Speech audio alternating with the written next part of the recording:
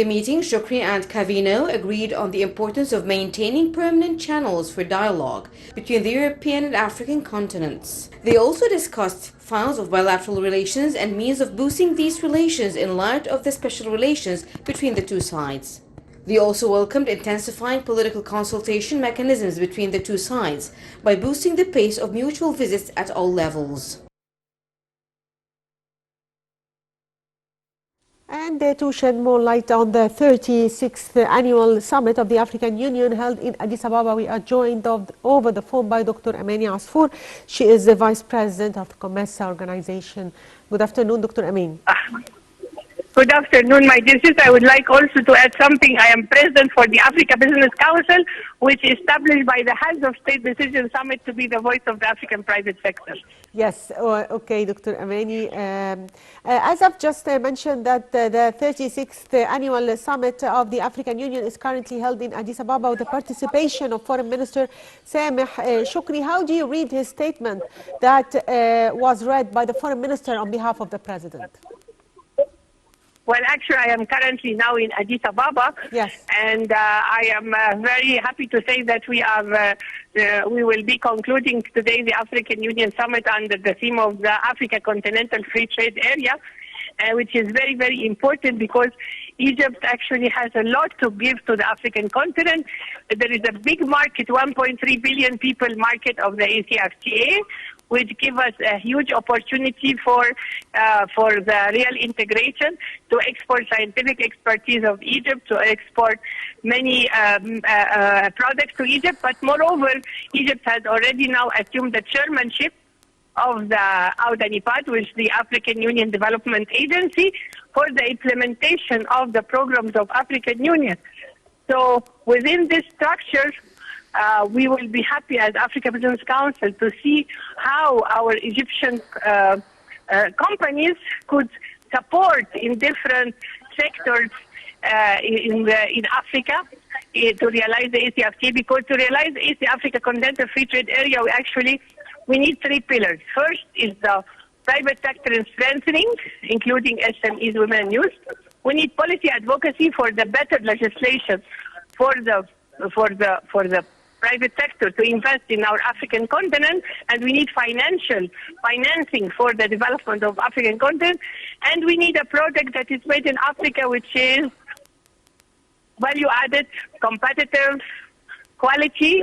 And what we really need now is to see how Egypt, with all its scientific expertise and industrial capacity, would integrate with our old sisters and brothers from the continent in Africa to realize industrialization, and also in energy, because His Excellency Fattah al-Sisi has always been focusing on investment in infrastructure, because it is the major core for industrialization and for the real development.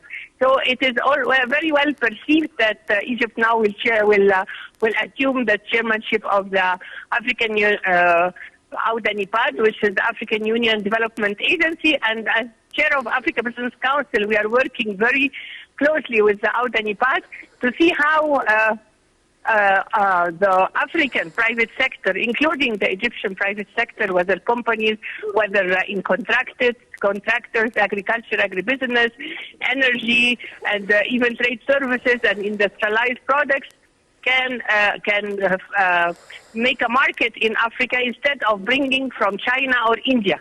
So it's a huge opportunity for us, the African Free Trade Area, to make sure that the African private sector is empowered, and whatever on the African soil cannot be imported from another outside the continent, and to have a mapping exercise of the existing resources on the continent to add value to it and start the real industrialization of Africa. So, Dr. Amani, what are the resolutions that are expected to be adopted by the end of the day, at the end of the summit?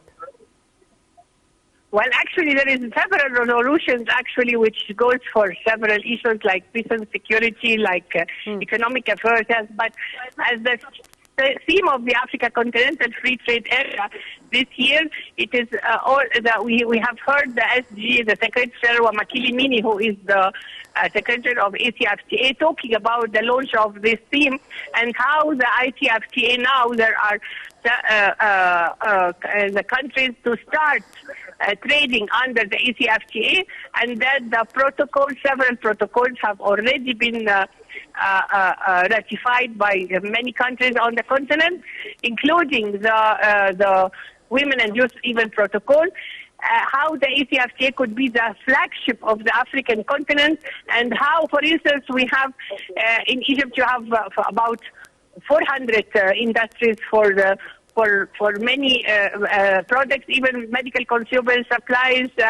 We have very big services in energy. We have big contractors that can help instead of bringing the contracting from China or products from China or India. So the main reason are actually that we are advocating for it, and I have already, for instance, today have already talked to His Excellency President of South Africa, Ramaphosa, President of Ghana, and President of Rwanda, President of Niger, to see how we advocate to have the private sector, the government procurement, give preference 40% to the African private sector.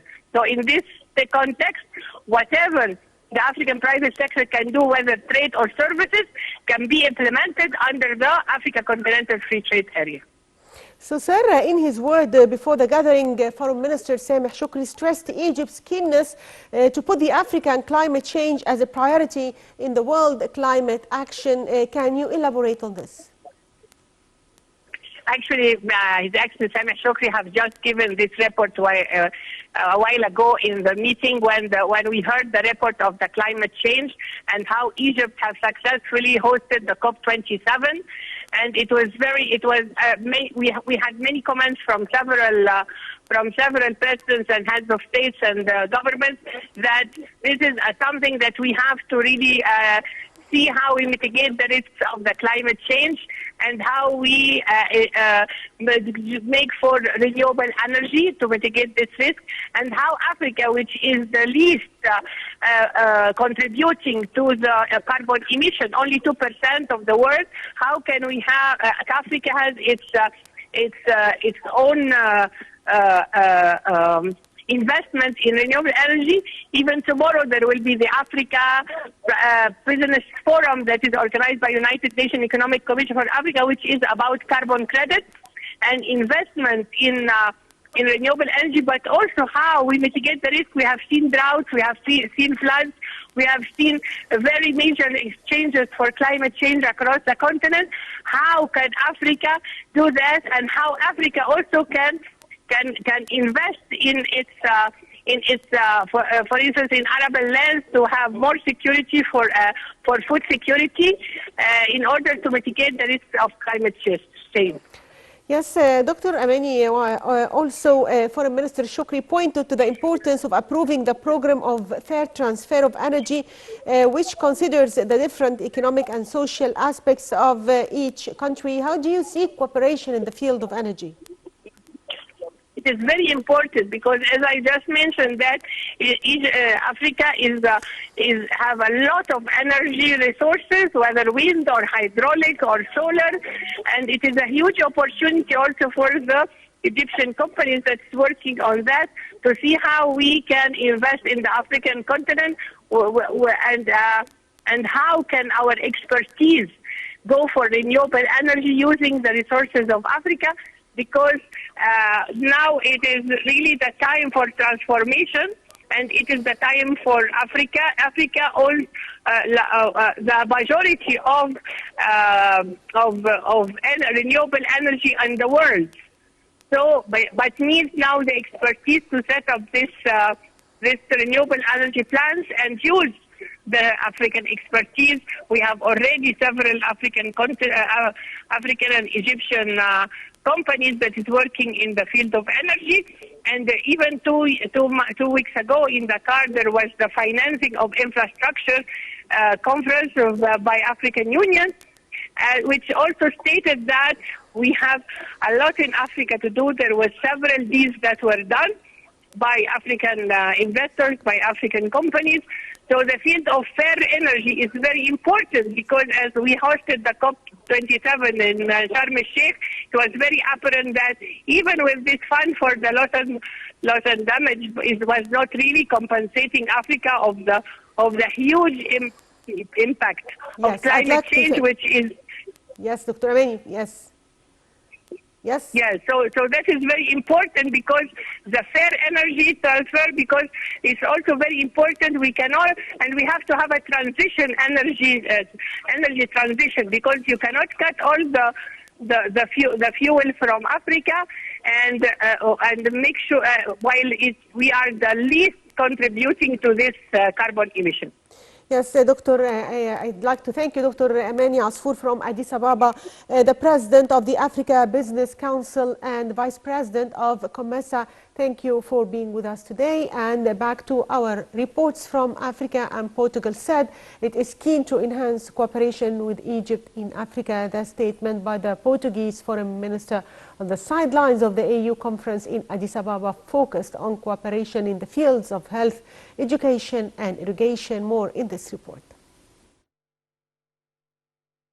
Egypt, which hosted the 2022 United Nations Conference on Climate Change 27th session, COP27, on behalf of Africa, said it wants to put African concerns at the center of international climate action. Shukri was speaking as he led the Egyptian delegation to the 36th AU summit. He reiterated a call to stop foreign interference in Libya. During a meeting of the Committee of African Heads of State and Government on Climate Change, CAH-OSCC, Shukri was speaking during a meeting of the Committee of African Heads of State and Government on Climate Change. He reviewed the most notable outcomes of COP27, including the creation of a fund to finance fixing damage caused by climate change in developing nations.